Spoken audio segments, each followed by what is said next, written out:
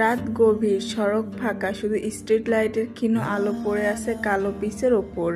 হালকা ঠান্ডা বাতাস বইছে, চারিপাশে নিস্তব্ধতা। তাসফিন স্টিয়ারিং শক্ত হাতে ধরে আছে, তার চোখের সামনে, কিন্তু মন কোথাও হারিয়ে গেছে। ফারহার মুখটায় বারবার চোখে ভাসছে সেই অপেক্ষারত চোখ। অভিমানের আড়ালে যা তাসফিন সেদিন এড়িয়ে গিয়েছিল। গাড়ির গতিবেগ একটু বেশি, মাথার ভেতর চিন্তার ঝড়। সে কি ঠিক করেছিল? 1 বছর আগে সেই ভুল কি আর ফিরে ঠিক করা যাবে না? হঠাৎ কোথা থেকে যেন একটা চিৎকার ভেসে এলো। সামনে এক ঝলক আলো, একটা ট্রাক। তাসফিনের 2 হাত স্টিয়ারিংয়ে শক্ত হয়ে চেপে ধরলো। ব্রেক চাপতে গিয়েও যেন দেরি হয়ে গেল। ধাক্কা, একটা প্রচণ্ড শব্দ। শরীরটা ঝাঁকিয়ে উঠে গেল, পৃথিবী যেন উল্টে যেতে লাগলো। রাতের নিস্তব্ধতা চিত্রে এক পশলা ঠান্ডা বাতাস বয়ে গেল। শহরের এক ফাঁকা রাস্তায় তাসফিন দ্রুত হাঁটছিল। প্রচণ্ড রকম আঘাত পেয়েছে ইতিমধ্যেই। পায়ের গতি দ্রুত, কিছুই ঠিক লাগছে না তার কাছে। আপাতত রিসর্টে পৌঁছাতে হবে তাকে। চারপাশ নিস্তব্ধ, শুধু তার জুতার শব্দ প্রতিধ্বনিত হচ্ছে ফাঁকা রাস্তায়। তখনই একটা চাপা আওয়াজ। তাসফিন কিছু বুঝে ওঠার আগেই বুকের বাঁ দিকে প্রচণ্ড এক আঘাত। শরীরের ভারসাম্য হারিয়ে কয়েক কদম টলতে টলতে পড়ে গেল রাস্তার পাশে। চারপাশ ঝাপসা হয়ে আসছে, মাথার ভেতর তীব্র ঘূর্ণি, বুকের কাছে গরম। আঙ্গুল ছুঁয়ে সে অনুভব করলো রক্ত। দূরে কোথাও একটা গাড়ির দরজা বন্ধ হওয়ার শব্দ, তারপর দ্রুত মিলে যাওয়া ইঞ্জিনের গর্জন। তাসফিন নিঃশ্বাস নিতে চাইল, কিন্তু বাতাস যেন আটকে গেছে কোথাও। চোখের সামনে অন্ধকার নেমে আসছে। শুনতে পাচ্ছেন লেফটেন্যান্ট সাহেব? লেফটেন্যান্ট সাহেব, কথা বলুন। আপনি কি শুনতে পাচ্ছেন না? আদো আদো চোখ মেলে তাকানোর বৃথা চেষ্টা চালিয়ে যাচ্ছে তাসফিন। চোখের সামনে অস্থির কণ্ঠ তাকে ডেকে চলেছে ফারহা। কপাল বেয়ে গড়িয়ে পড়ছে বিন্দু বিন্দু ঘামের কণা। আপনি শুনতে পাচ্ছেন না? শুনুন না। এক নাগারে ডেকে চলেছে ফারহা, কণ্ঠে অস্থিরতা, দৃষ্টি এলোমেলো। পাশে দাঁড়িয়ে থাকা স্নেহা থরথর করে কাঁপছে, ফিসফিসিয়ে বলল, ফারহা, চল চল, আমরা যাই। শুধু নিজেদের বিপদ। চুপ কর। কথার পিঠে থামিয়ে দিল ফারহা। এই তো বেলি এসেছিল নাউরি হয়ে। তারা গিয়েছিল দেখা করতে। ফিরতে ফিরতে সন্ধ্যা নেমে আসে, চারিদিকে নিস্তব্ধতা বিরাজ করছে। ঘুটঘুটে অন্ধকারে আকস্মিক প্যাচ করে কিছু একটা পড়ার শব্দ কর্ণকুর হওয়া মাত্র থামতে হলো তাদের। ঝোপঝাড়ের পিছনে পড়েছিল তাসফিন। তাকে দেখে আটকে ওঠে ফারহা। গরম তরল পদার্থ বেরিয়ে আসছে বক্ষপট হতে। ফারহা বুঝতে বাকি রইল না ব্যাপারটা কি। তুই কি পাগল শ্রেয়া? এই একজন গুলি খাওয়া ব্যক্তিকে ফেলে চলে যাব? নিঃশ্বাস থেমে থেমে চলছে তাসফিনের। মেয়েলি কণ্ঠস্বরটা বারবার কর্ণে বাড়ি খাচ্ছে তার। রক্তে মাখামাখি হয়ে উঠেছে ফারহা। টেনে তোলার চেষ্টা করছে তাসফিনকে। একটু উঠুন প্লিজ। শক্তপোক্ত দেহের পুরুষকে টেনে তুলতে হাঁপিয়ে যাচ্ছে ফারহা। তাকে সাহায্য করছে স্নেহা। টিপ টিপ বৃষ্টি থেমে যাওয়ার পর চারপাশে একটা ভিজে স্নিগ্ধতা ছড়িয়ে পড়েছে। গাছের পাতা থেকে টুপ টুপ করে শেষ কয়েক ফোঁটা পানি ঝরে পড়ল মাটিতে, যেন প্রকৃতি ধীরে ধীরে শান্ত হচ্ছে। মাটি ভিজে গিয়ে এক ধরনের কাদার গন্ধ ছড়িয়ে দিতে ব্যস্ত। পথের ধারে ছোট ছোট পানির গর্ত জমে যায়, যেখানে বৃষ্টির ফোঁটায় মৃদু দোলছে। বাড়ির পিছনে চিলেকোঠার ঘরটা টেনে নিয়ে গেল ফারহা তাসফিনকে। এই ঘরটা তাদের ভাই বোনের জন্য বরাদ্দকৃত। যখন সবাই একসাথে হয় তখন মাঝে মধ্যে আড্ডা দেয় এই ঘরটাই। বড় বিছানার একপাশে ভাল্ব লাইটটা জ্বালিয়ে দিল স্নেহা। ভয়ে কাঁপছে সে। সবটা কেমন হঠাৎ করে ঘটে গেল। ফারহা মানবিকতার খাতিরে এখানে নিয়ে এসেছে তাকে, অথচ বাড়ির কেউ জানতে পারলে কি হবে তা ভেবেছে ফারহা। বেহুশ অবস্থায় পড়ে আছে তাসফিন, তার রক্তে মাখামাখি ফারহা। সাফেদ জামাতা লালচে হয়ে উঠেছে। এবারে মন পাড়ায় ক্ষীণ ভয় উদয় হলো। আবেগের বশে নিয়ে তো এসেছে, কিন্তু এখন কি হবে? ভীত নয়নে এক পলক দেখে স্নেহাকে। তাসফিনের বুক থেকে এখনো রক্ত বেরোচ্ছে। গুলিটা বের করতে হবে, না হলে রক্ত বন্ধ হবে না তো। স্নেহা, এবার কি করব? আমি জানি না তুই কি করবি। ভুলে যাস না, উনি একজন লেফটেন্যান্ট কমান্ডার। কিন্তু অন্তরাত্মা কেঁপে কেঁপে উঠছে ফারহার। রক্ত বন্ধ করতে হবে তো। স্নেহা পারে না কেঁদে দিক। এসব পারি না তো। নিম্নাষ্ট কামড়ে ধরে ফারহা।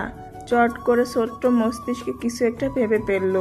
ব্যস্ত কণ্ঠে তাড়া দিয়ে বলল, তুই এক কাজ কর স্নেহা, যা গিয়ে দ্রুত গরম পানি একটা ছুরি নিয়ে আয়।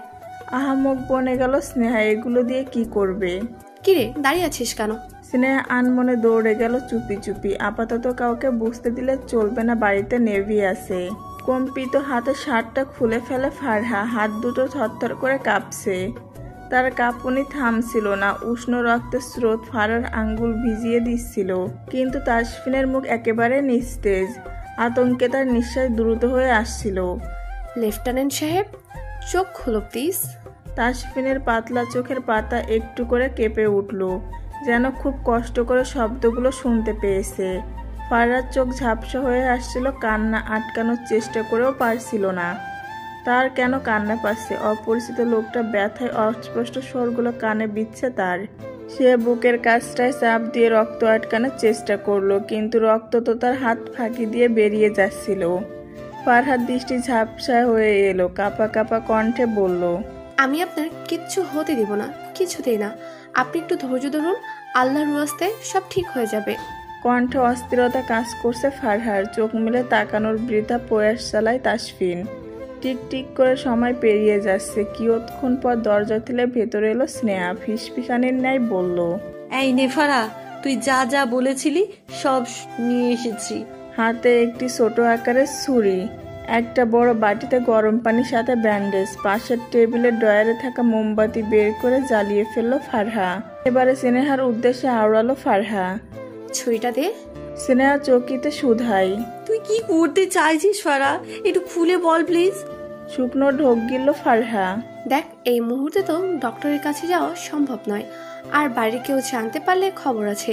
তাই আমি ভাবছিলাম যে তুই নিজে ডক্টরি শুরু করে দিবি, তাই তো? কথার পিঠে থামিয়ে বলে ওঠে স্নেহা, দাঁত কিলিয়ে হাসে ফারহা।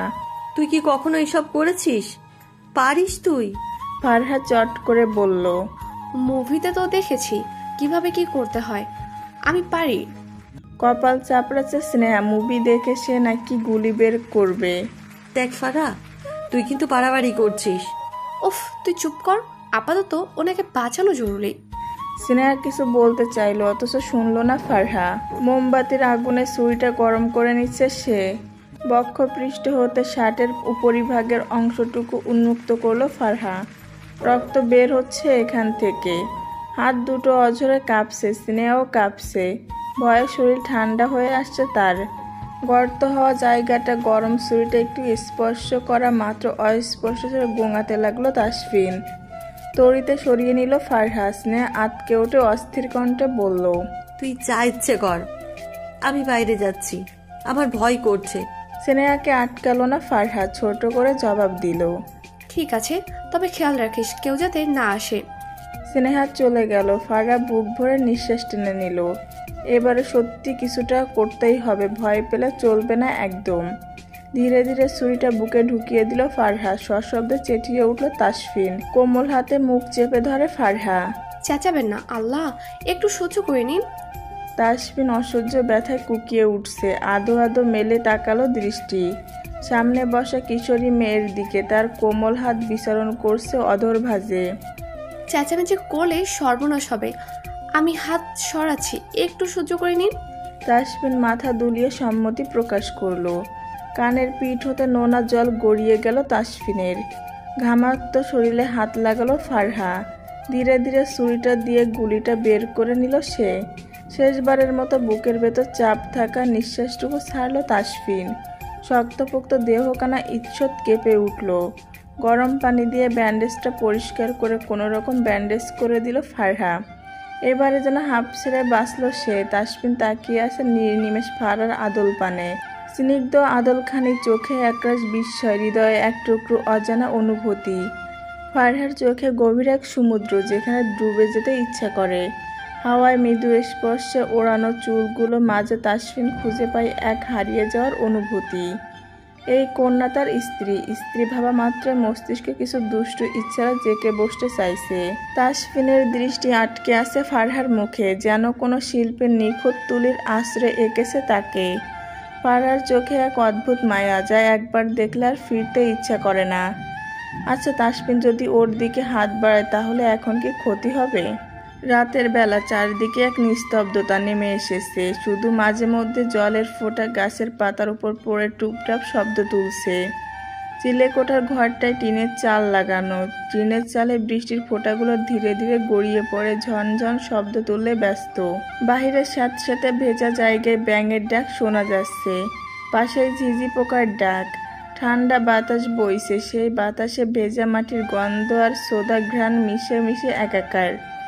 জানালার কাছে সফেদ পর্দা উঠছে ধীরে ধীরে, বাল্বের আলোয় রুমের ভেতর লালচে হয়ে উঠেছে। পুরোপুরি চোখ মেলে তাকালো তাসফিন। এখন অনেকটাই স্বাচ্ছন্দ্য বোধ করছে সে। উঠে বসার চেষ্টা করতে কর্ণ স্পর্শ করলো মেয়েলি কণ্ঠস্বর। ই আল্লাহ, কি আজব কাজকর্ম! আপনি উঠছেন কেন? আরে আরে, শুয়ে থাকুন। তড়িঘড়ি করে ভেতরে এসে দরজাটা লাগিয়ে দিল ফারহা। চোখের মনি ছোট হয়ে এলো তাসফিনের। শুভ্র রঙের সালোয়ার স্যুট পরেছে ফারহা, ছোপ ছোপ রক্তের দাগ স্পষ্ট, হাত ভর্তি চুড়ি, পায়ে একজোড়া নূপুর, হাতে থালা নিয়ে দাঁড়িয়ে আছে সে। টেবিলের পাশে থালা রেখে বলল, আপনি তো অসুস্থ, এভাবে উঠছেন কেন? দৃষ্টি চঞ্চল, কণ্ঠে তীব্র তেজ। ভেতরে ভেতরে হাসছে তাসফিন। মন পাড়ায় বয়ে যাচ্ছে প্রশান্তির ঢেউ। হাসিটুকু টুপ করে গিলে নিল অচিরেই। তুমি কাকে কি বলছো জানো? ফারহা থমকালো, ঈষৎ কেঁপে উঠল বক্ষপট। না মানে, আপনি লেফটেন্যান্ট কমান্ডার, এটা তো সেদিন বললেন। কিন্তু দেখুন, আমি কিন্তু কিছু করিনি। আপনি অসুস্থ হয়ে পড়েছিলেন, তাই আপনাকে নিয়ে এসেছি। তাসফিনের প্রতি উত্তরে কিছু বলার প্রয়োজন বোধ করলো না। ধীরে ধীরে উঠে বসলো সে। ফারহা চুপটি করে দাঁড়িয়ে রইল। শার্টের অংশ টেনে নিজেকে ঢেকে নিল তাসফিন। গলা খাকারি দিয়ে বলল, এতটা সাহস দেখানো মোটেও ভালো নয়। আর শোনো, এই যে নিয়ে এলে এখানে এক অপরিচিত পুরুষ, আমি যদি কিছু একটা ভুল করে ফেলতাম তাহলে? ছোট মস্তিষ্কে কঠিন বাক্যগুলো ঢুকলো না ফারহার। ফ্যাল ফ্যাল করে তাকিয়ে রইল সে। তাসফিন বুঝে গেল ফারহা কিছুই আন্দাজ করতে পারেনি। বুকের বাঁ পাশে ক্ষীণ ব্যথা অনুভব করছে সে। ব্যান্ডেজ করা জায়গায় হাত স্পর্শ করে শুধোই। এটা কে করেছে? ডক্টর এসেছিল? আরে না, এই কারিশমা আমি করেছি। অধর কোণে ঝুলছে চমৎকার হাসি। মুখ তুলে তাকায় তাসফিন। ভুরুদয় কুঁচকে এলো তার। সন্ধিয়ান কণ্ঠে ফের শুধাই, তুমি? হ্যাঁ। তুমি কি ডাক্তারি পড়ছো? আরে না না, আমি তো আর্টসের স্টুডেন্ট। আহাম্মক বনে গেল তাসফিন। ফের সন্ধিয়ান কণ্ঠে শুধাই, তাহলে কি করে কি করলে? ফারহা প্রাণবন্ত হাসি উপহার দিয়ে বলল, মুভিতে দেখে শিখেছিলাম। ভাবলাম এতদিন মুভি দেখে যখন শিখেছি, সবগুলো আপনার উপরেই ট্রাই করা যাক। দৃষ্টি হলো তীক্ষ্ণ। এই মেয়ে বলে কি? কি ডেঞ্জারাস ব্যাপার স্যাপার। বউ তার মাত্রা অতিরিক্ত চঞ্চল। অবশ্য তাও হওয়াটা স্বাভাবিক, দেখেই তো বোঝা যাচ্ছে বাচ্চা একটা মেয়ে। আচ্ছা, ওর বয়স কত হতে পারে আন্দাজ করতে সক্ষম হলো না তাসফিন। মনে মনে গুনে নিল, বোধহয় 20 বা 21 বছর হবে। হাতের ইশারায় কাছে ডাকলো তাকে। ফারহা নির্দ্বিধায় পা ফেলে এগিয়ে এলো। আকস্মিক এক হাতের মুঠোয় 2 হাজার কবজি টেনে ধরে তাসফিন। ঘটনা আর আকস্মিকতায় হতভম্ব ফারহা। হাত ছোড়াতে ধস্তাধস্তি শুরু করে। মনে মনে প্রচুর হাসলো তাসফিন। সত্যি বলছি, আমি কিছু করিনি। তাসফিনের দৃষ্টি হলো তীক্ষ্ণ, কণ্ঠস্বর হলো ভারী। ভাবতে পারছো কি করেছো তুমি? একজন লেফটেন্যান্ট কমান্ডারকে নিয়ে এসেছো এখানে, তার উপর ভুলভাল জিনিস ট্রাই করছো তার উপর। আদল জোরে ছড়িয়ে পড়লো বিষণ্ণতা, কষ্টের জর্জরিত হৃদয়। ফারহা কি তবে ভুল করে ফেললো? মস্তিষ্ক নেমে এলো থুতনিতে। তাসফিন তির্যক চোখে তাকালো তার বাচ্চা বউটার দিকে। থুতনিতে একটা কালো তিল। ফর্সা মেয়েদের শরীরে তিল থাকা মানে বিশাল কিছু, যা সর্বক্ষণে লাল টকটকে হয়ে ফুটে থাকে। তাসফিনের দেহ জুড়ে বয়ে গেল এক বিশাল ঝড়। মন আঙিনায় একটা তীব্র দুষ্টু ইচ্ছের উদয় হয়েছে। থুতনিতে চুম্বন এঁকে দিতে মন চাইছে, নিজেকে সংযত করা প্রয়োজন। অগোচরে ঢোক গিলল তাসফিন। অতঃপর নীরবতা ভেঙে ফারহা মিনমিনে গলায় বলল, লেফটেন্যান্ট সাহেব, আই এম ভ্যারি সরি। আমি বোধহয় ভুল করে ফেলেছি। লেফটেন্যান্ট সাহেব। দারুণ লেগেছে ডাকতে তাসফিনের নিকটে। সহসা হাত ছেড়ে দিল সে। ফারহা পিছিয়ে গেল 2 কদম। বাইরে থেকে কারোর পায়ের খসখসানি শব্দে কর্ণ এলো। আতঙ্ক ছড়িয়ে পড়ল সর্বাঙ্গে। ফারহা অস্থির কণ্ঠে বলে ওঠে, লেফটেন্যান্ট সাহেব, দয়া করে নিজের পুটলি পাটলি উঠিয়ে চলে যান। ওফ, সরি, আপনার তো কোনো পুটলি নেই। আপাতত নিজের বড় শরীরটা নিয়ে বিদায় হন। এতটা পরিবর্তন দেখে হতভম্ব তাসফিন। মেয়েটা চালাক, ধরা পড়লে অপরাধী কণ্ঠে ক্ষমা চাই, আর সারা পেলে দূর থেকে সাহস দেখায়। দরজা ঠেলে ভেতরে এলো স্নেহা। চোখাচোখি হলো তাসফিনের সঙ্গে। লোকটাকে কোথায় যেন দেখেছে সে, কিন্তু মনে করতে পারছে না। এই যে খাবার। খাবারের প্লেট রাখলো স্নেহা। ফারহা ইতিমধ্যে বাকি থালাগুলো এনে রেখেছে। কোনোই টেনে আড়ালে নিয়ে গেল স্নেহা ফারহাকে। ফিসফিস করে বলল, এই ফারহা, আমার না এই লোকটাকে সুবিধার লাগছে না। মাথা চুলকালো ফারহা। এক পলক তাসফিনকে দেখে ফির শোধাই, কেন রে, কি হয়েছে? স্নেহা ফের ফিসফিসিয়ে বলল, দেখছিস না কেমন করে তাকিয়ে আছে তোর দিকে। এতক্ষণে বিষয়টা লক্ষ্য করলো ফারহা। সত্যি তো, লেফটেন্যান্ট সাহেব তার দিকে এভাবে তাকিয়ে আছে কেন? আচ্ছা, ফারহা কি দেখতে আগের থেকে বেশি সুন্দর হয়ে গিয়েছে নাকি? নিজেকে সুন্দরী ভাবতে মনে মনে হেসে কুটকুটিয়ে অবস্থা তার। কিরে, চুপ করে গেলি যে? দেখ, ওনাকে তাড়াতাড়ি বাড়িতে পাঠা, একটু পরেই কিন্তু চাচি আসবে, তখন দেখবো কি করিস।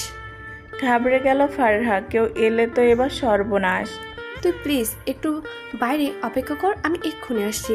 স্নেহা বাইরে চলে গেল। ফারহা ঠিকঠাকভাবে দাঁড়ালো। দৃষ্টি তার তীক্ষ্ণ হলো। ওভাবে তাকানোর কি আছে? ছি ছি, একজন লেফটেন্যান্ট কমান্ডার হয়েও কেমনে তাকাই। এই যে শুনুন, আমি জানি যে আমি সুন্দরী, তাই বলে এভাবে তাকাবেন না। ডান ভুরু উঁচিয়ে তাকালো তাসফিন। ফারহা বেশ ভাব নিয়ে আওড়ালো, অমনি তাকিয়েও লাভ নেই, আমি কিন্তু বিবাহিত। জি আগে ঠিকই শুনেছেন, আমি বিবাহিত। এই যে হাতে চুড়ি, নাকফুল দেখছেন না, আমার স্বামীর জন্য এগুলো, তাই পচার নজর একদম দিবেন না। সহসা হেসে ফেললো তাসফিন। একজন বিবাহিত মেয়ের লক্ষণ, হাতের চুড়ি, নাকে নাকফুল। সত্যি চমৎকার লাগছে ফারহাকে। তাসফিনের ভীষণভাবে ইচ্ছে করলো তাকে বলতে, শুনো চঞ্চল মেয়ে, তোমাকে না দেখে ফেলে যাওয়া অভদ্র স্বামীটা আমি। ফারহা অস্থির হয়ে উঠে। গায়ে রক্ত লাগানো ব্যাপারটা তো সে দেখেইনি। ইয়া মাবুদ, এগুলো, এ মা, এবার কি করব? আস্তে আস্তে উঠে দাঁড়ালো তাসফিন। বুকে টান পড়লো হালকা। কি হলো? নাক মুখ কুঁচকে নিল ফারহা। বিরক্তির রেশ টেনে বলে, নিম্নাষ্ট কামড়ে হাসলো তাসফিন। বিড়বিড় করে বলল, একদিন আমার দেহের রক্তটুকু সম্পূর্ণ তোমার দেহে ছড়িয়ে দেব মিসেস ফারহা শেখ, মিশে যাব তোমার অস্তিত্বের মাঝে। আকাশটা আজ ম্লান, বাতাস বইছে হিমশীতল। পাখিরা ফিরছে নিজ নিড়ে। কাপড়গুলো তুলে ছাদ থেকে নেমে গেল নূপুর। ছাদে দাঁড়িয়ে থাকা মাহির আকস্মিক চেঁচিয়ে উঠল। কাপড় রেখে দৌড়ে এলো নূপুর। মাহির এমনি এমনি তো চেঁচাবে না। নিচের দিকে তাকাতে নজরে এলো সেই চিরচেনা গাড়িটা। চোখ দুটো চকচক করে উঠল নূপুরের। মাহিরকে নিয়ে দ্রুত পায়ে নিচে ড্রয়িং রুমে গেল। বাড়ির মাথায় তোলার ন্যায় চেঁচিয়ে উঠল সে, আম্মু আপু কই তোমরা? দেখো ভাইয়া চলে এসেছে। ছেলের আগমন বার্তা শুনে তথস্থ হয়ে ভেতর থেকে বেরিয়ে এলো রুবিনা শেখ এবং রেজওয়ান শেখ। নর্মাল গেট আপে বাড়ির ভেতরে প্রবেশ করলো তাসফিন শেখ এবং সুহাদ্দ শেখ। এতদিন পর ছেলেকে দেখতে পেয়ে কথা হারিয়ে ফেললেন রুবিনা শেখ। তাসফিন বাবার সঙ্গে কুশল বিনিময় করে আলতো হাতে জড়িয়ে ধরে রেজওয়ান শেখকে। এতদিন পর আপন মানুষদের পেয়ে ভিতরে তীব্র ধুকপুকানির শব্দ কি প্রগ্রাম হচ্ছে। চোখের পানি ধরে রাখতে পারলেন না রুবিনা শেখ। সশব্দে কেঁদে ফেললেন তিনি। মায়ের আহাজারি দেখে মৃদু হাসলো তাসফিন। এগিয়ে গিয়ে পেছন থেকে গলা পেঁচিয়ে ধরলো উনার। কি মা, কাঁদছো কেন? ফুপিয়ে উঠলেন রুবিনা শেখ। অভিমানী স্বরে বলল, এতদিন পর মায়ের কথা মনে পড়লো। মা বলবি না, খবরদার। উফ মা, তুমি তো জানো আমার কাজটাই এমন। তুই চাইলেই কিন্তু ছুটি নিয়ে আসতে পারতি। এত রাগ মায়ের উপর? রাগ নয়, অভিমান। এতদিন পর নিজের ছেলেকে দেখে আনন্দে ধরছে না রাইমা শেখের। পাগলের মতো জড়িয়ে ধরে সুয়াদ্দ শেখকে। মায়ের কাছে এসে বাচ্চা হয়ে গেল বোধহয় সে। মুখ ভর্তি আদরে স্পর্শ বুলিয়ে দিল। আম্মু এখনো কাঁদবে নাকি কিছু খেতে দেবে? খিদে পেয়েছে যে। থমকে গেলেন রুবিনা শেখ। ব্যস্ত পায়ে এগিয়ে গেল রান্নাঘরের দিকে।